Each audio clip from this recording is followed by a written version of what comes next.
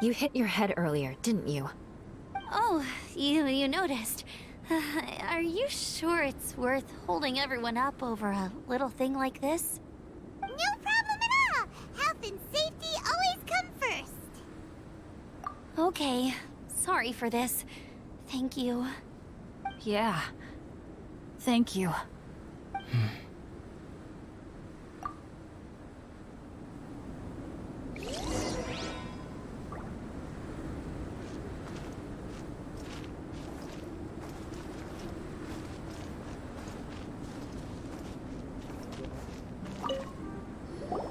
Drinking some water can help with the dizziness. Oh, and lying flat on your back helps too. Thank you, Bennett. Seems like you really know your stuff. Well, when life gives you lemons. Bennett, weren't you feeling dizzy too? Stop pushing yourselves, both of you. Get some rest. We'll continue when you've gathered your energy. Yula might come off as a little frosty, but she takes caring for her friends super seriously, more than anyone else I know.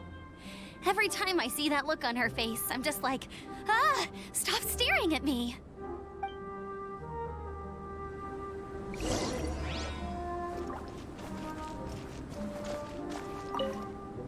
Traveler, I know what that look means. What's on your mind? Maybe seasoned veterans have an instinct for it. I sense it too. Something seems to have changed, but I can't confirm for sure. It could be difficult to verify. It might be imprudent to speculate out loud, but I believe you know what I am referring to. Traveler, I think... you...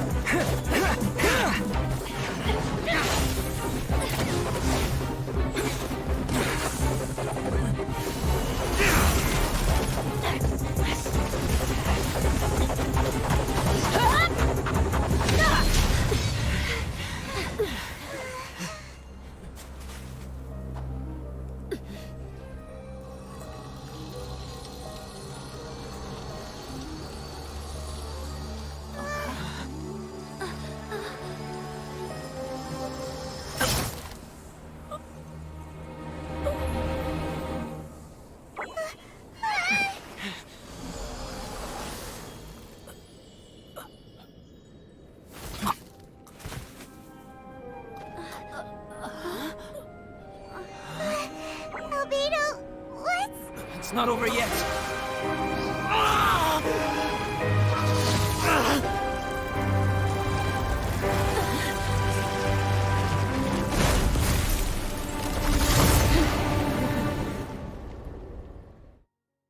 Brace yourselves.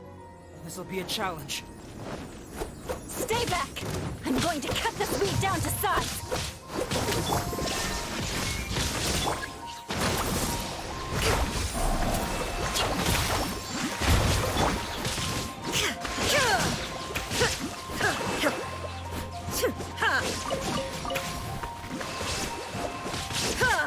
Shine down!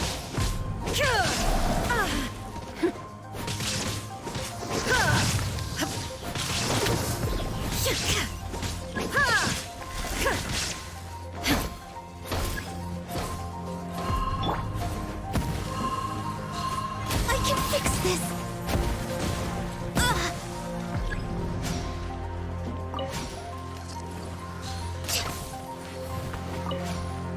I'm just way out of practice.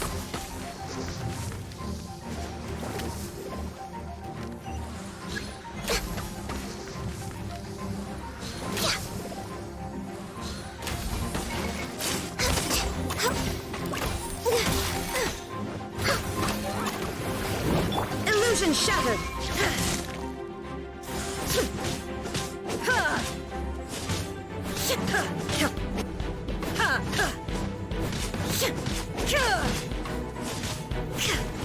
Now you shall perish!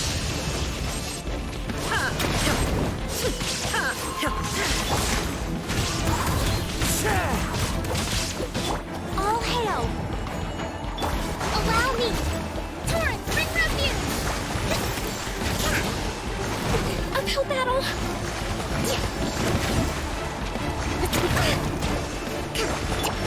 Into the wind.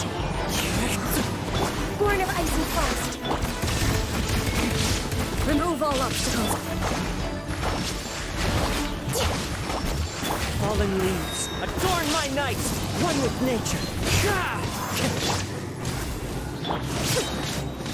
Shine down!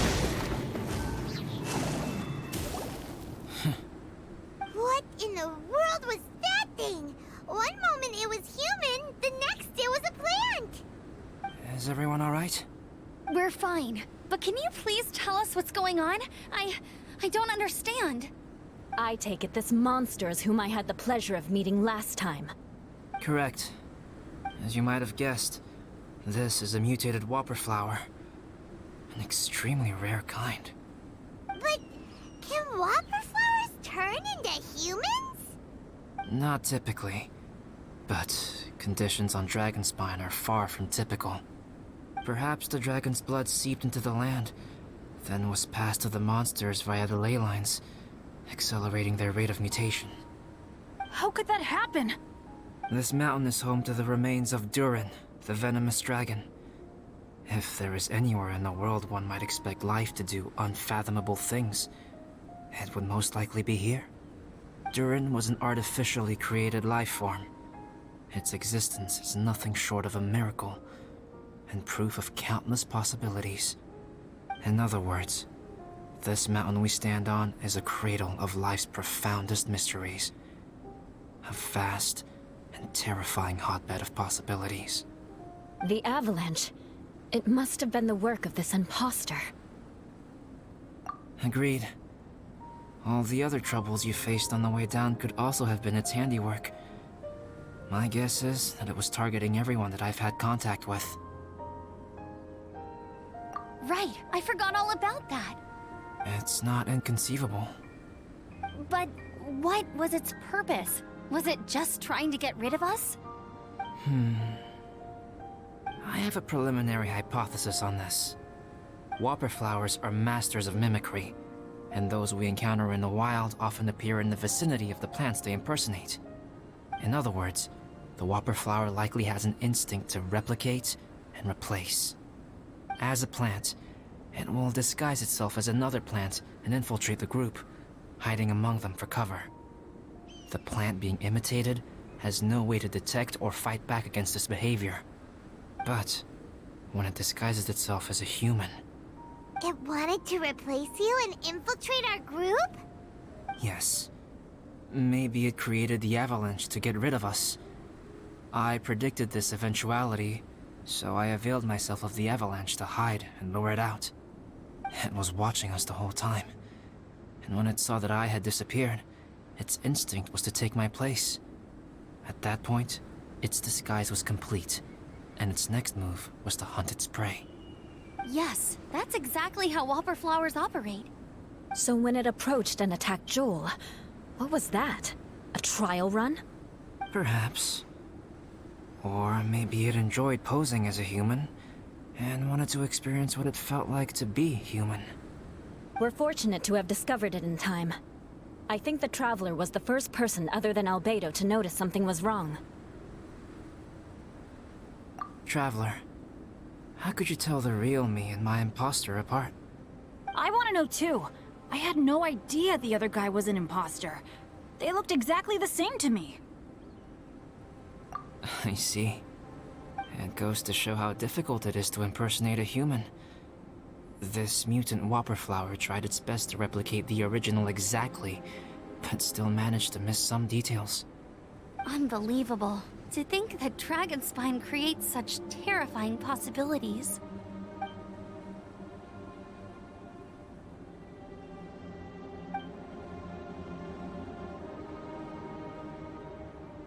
Anyway, at least we won in the end. It looks like my method did work after all. I used up all the bad luck, and the good luck finally came through. About that. If you're referring to having fallen down the mountain and avoided injury, well, that's because I was secretly protecting you. Huh? Well, that still counts as good luck to me. Yes, that's not an unreasonable way of looking at it. Okay. We've been delayed long enough. Time to move on. Yeah, let's go.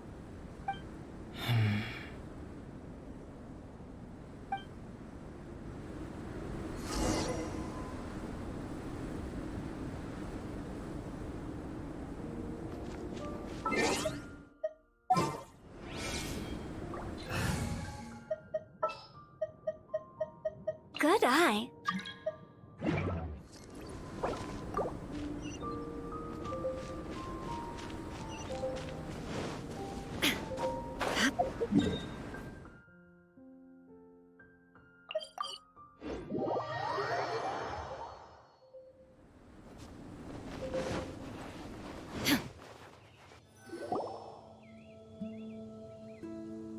Woohoo! I'm back! Cyrus doesn't seem to be here. He must have headed up the mountain. Let's wait for him here. Amber, are you feeling better? Yep, all good now. Nothing to worry about. I don't know what I'd do without you guys. If not for you, I'd probably still be locked up in that cage. I really want to thank you all properly, but I can't think how at the moment. Huh? You must be pretty used to being on the receiving end of people's kindness by now, though, surely. You probably need it often enough, given your situation. Come on, don't put it like that. Sure, plenty of people have shown me kindness before, but that doesn't mean I will ever take it for granted. No matter how many times people help me out in life, I will never forget any of them. Well, instead of repaying those who helped you, perhaps you could help others yourself. Everyone meets others in need from time to time. By choosing to be there for them, you're passing the kindness you received on to others. Yep, you're right. That's what I've always tried to do, and will always continue to do. Right. And when Cyrus gets back, I'll find some way to help him out too. This has been quite an eventful day. Yeah, it has. It's really hit me how tired I am now that I've started to relax. I need to rest. Everyone, please excuse me for a while. Yeah, I need to get some water and maybe a piece of fruit. Once I'm rested up, I need to get back to being an instructor again. Well, it looks like the curse of the mountaineers who couldn't get off the mountain is finally broken. Feels like an action-packed chapter has come to a close. Shall we find somewhere to rest and chat too? Why not? Then please, come with me.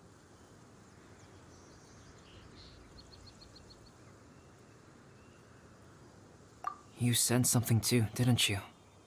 Then let's go. Huh? Are you going back to your camp again? Paimon thought maybe we could talk here. Okay. Might as well come with you. Good. Shall we set off right away?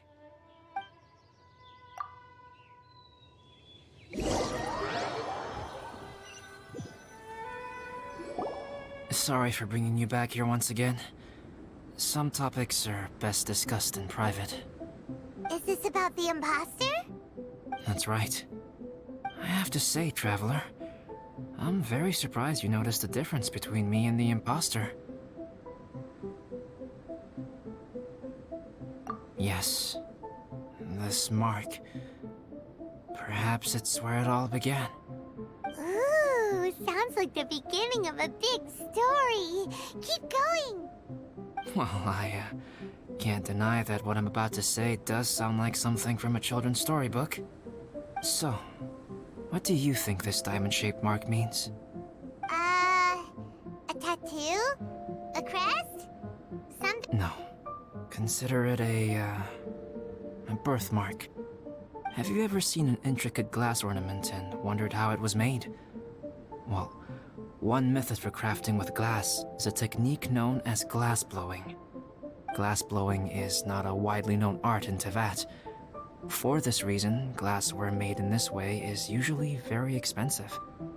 As the name implies, glass blowing involves blowing air into a hole, much like blowing up a balloon. This type of glassware is known for having a pontil mark at the point where the blowpipe was inserted, where the hole was sealed at the very end. This mark is a sign that the item was crafted by a human hand. Sounds kind of amazing. It is a wondrous and beautiful art form. Alice says that these marks are seen as proof of the maker's fine handiwork, the only flaw in an otherwise perfect work of art. My mark is something similar to this. The difference between synthetic and natural life lies in the directional flow of the life force. The energy of a natural life form flows out from within. That's why flower buds bloom and curled leaves unfold. And it's the very reason we watch and wonder at blossoming flowers.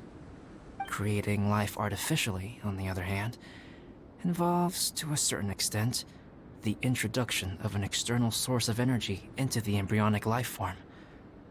When the hole where the life force was infused is sealed at the end, it leaves a mark not dissimilar to the pontil mark in blown glasswares. The alchemical substance drips and spreads out in all directions, resulting in this rather ingenious diamond shape. Wow! So that's where it came from. This mark is a sign of my artificial origins, and proof of my imperfection as a human. I presume that the impostor intentionally avoided replicating this mark, so as not to become less than perfect himself.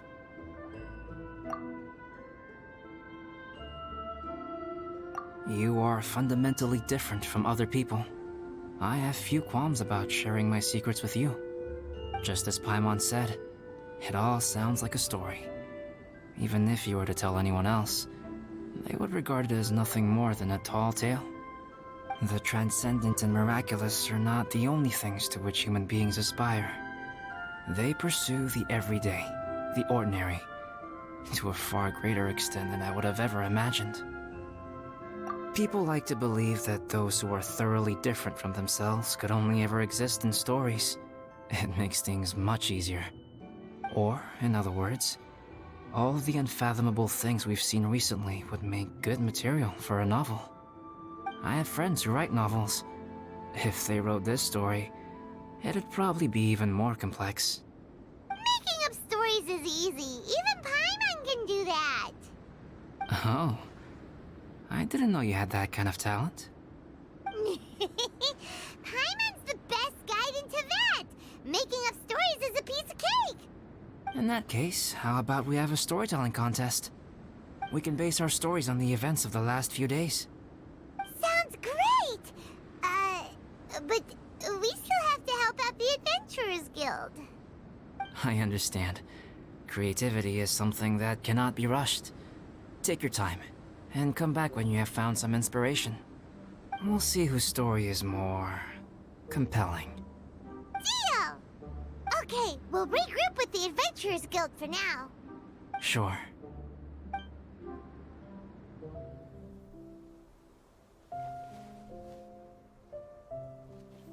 My story. Yes, I should have known. Master's failed specimen in the dragon's belly. This is where the story truly begins.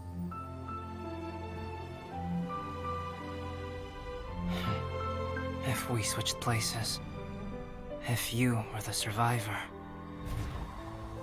then as the abandoned experiment, the failure of the primordial human project, I'd want to replace you too. I would replicate your appearance, study your alchemy, and create miraculous life forms to divert your attention. I would wait for the right moment, then dispose of you in the Traveler, the sole person to have known your secret. And then, I could finally experience the joy of being brought into the world.